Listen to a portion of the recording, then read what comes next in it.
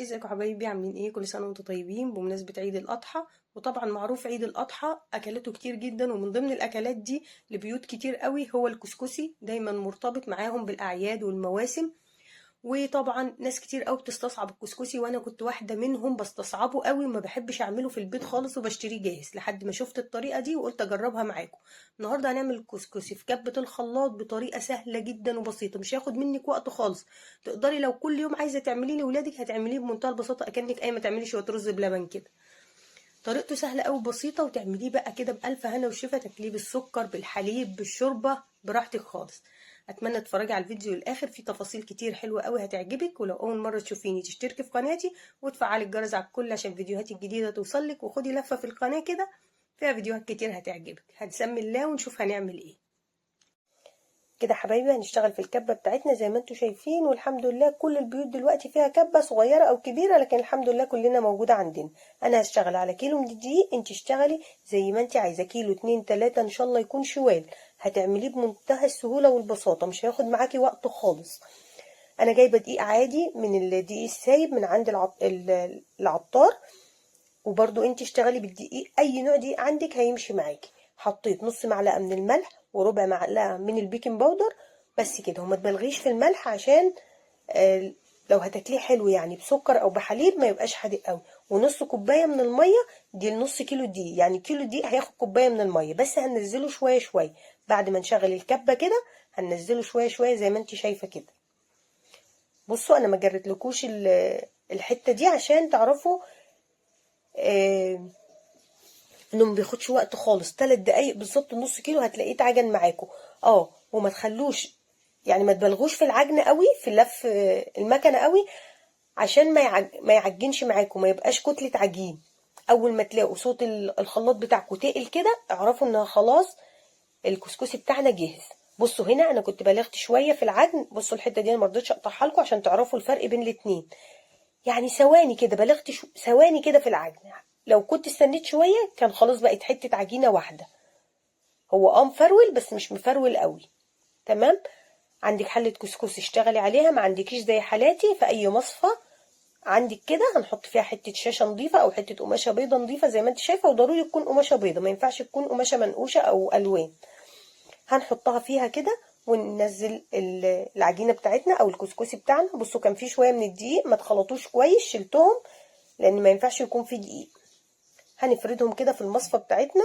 انا قلت مصفى ولا صينيه؟ مصفى يا ولاد، لو انا قلت صينيه يعني، بس هي مصفى. هنكمل تاني النص كيلو التاني، يبقى احنا كده عملنا كيلو من الدقيق، وبسم الله ما شاء الله بيطلع كميه كبيره. كيلو الدقيق بيطلع كميه حلوه. وبرده حطيت الملح والبيكنج باودر، نص معلقه وربع معلقه من البيكنج باودر. وبرده هننزل الميه شويه شويه. بصوا هنا بقى خدت بالي على طول وما خليتهاش تلف كتير، ما خليتش الكبه بتاعتي تلف كتير. بصوا مفرول ازاي، بسم الله ما شاء الله. النتيجه بهرتني والله العظيم، النتيجه جميله زي اللي كنا بنقعد نعمل فيه بالاربع ساعات والخمس ساعات، اتعمل في 10 دقايق.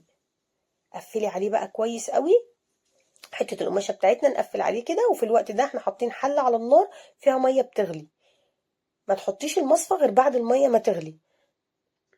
بصوا الميه بتغلي، ونراعي ان الميه ما تلمسي المصفى. هنحطها كده ونغطيها ونسيبها بقى على نار متوسطه، ولا عاليه قوي ولا واطيه، نص ساعه. بصوا غطيتها كويس عشان نكتم الحراره فيها، ونسيبها نص ساعه على النار. طيب بعد نص ساعه نجيب صينيه كده واسعه. خدوا بالكم بقى لان سخن جدا. بسم الله الرحمن الرحيم كده نفتح عليه، هتلاقوها كتله واحده، يعني بقت كتله من العجين. ما تخافوش خالص ولا اي حاجه. ما بص مننا. طبعا المعلومات دي للبنات اللي لسه اول مره تعمل كسكسي، لكن اللي عاملينه قبل كده طبعا عارفين الخطوات دي كلها. لكن للي عارفينه جربيه بقى بالكبه هيريحك خالص. باي معلقه كده عشان هو سخن قوي، اي سباتولا اي حاجه، وفرفطيه من بعضه كده، وحاولي تفرفطيه حلو قوي. بصوا حبايبي انا بحاول افرفطه ازاي. عايزه اقول لكم وانا صغيره لما اليوم اللي كنا نقول هنعمل كسكسي فيه كان بيبقى يوم ما يعلمش الا ربنا يعني. تقريبا كنت بعمل نفسي عيانه في اليوم ده عشان ما اعملوش، كان متعب جدا بالنسبه لي، كان من الحاجات المتعبه قوي. المهم هنرش رشه ميه كده تقريبا ربع كده، بقى ده الكيلو كله هرش عليه تاني ربع كوبايه من الميه، مش اكتر من كده. هرشرشها عليه كده وبرده فرفطه على قد ما اقدر. لقيته سخن قوي، هنرجعه تاني الكبه مره كمان. بعد ما عملت الكسكسي، انا بقالي سنين ما عملتوش، بشتريه جاهز. بعد ما عملته في الكبه قلت لا، ده لو كل اسبوع الولاد عايزين هعمل لهم ونشيله في الفريزر كمان. يعني ممكن تعملي كميه كبيره وتخزنيه في الفريزر، ما بيحصلوش اي حاجه. كده يا دوبك خد لفه واحده بس. دي تاني مره بقى، خلاص كده حطيناه مره على النار، ودي تاني مره. هننزله بقى، هنقفل عليه تاني ونحطه على النار برضو نص ساعه. يبقى هو خد تسويه ساعه على مرتين، كل مره نص ساعه. بصوا بقى المره دي كده هينزل مش متكتل او مش ماسك في بعضه. بصوا نازل زي الخرز ازاي، بسم الله ما شاء الله، مرمل وحلو ازاي. بس خدوا بالكم برضو انه سخن قوي، بس بيشيل حرارة. اللهم احفظنا، صعب قوي. بصوا الكيلو بسم الله ما شاء الله طلع قد ايه. النتيجة بقى تحفة تحفة تحفة تحفة. جربوه هيعجبكم قوي ان شاء الله.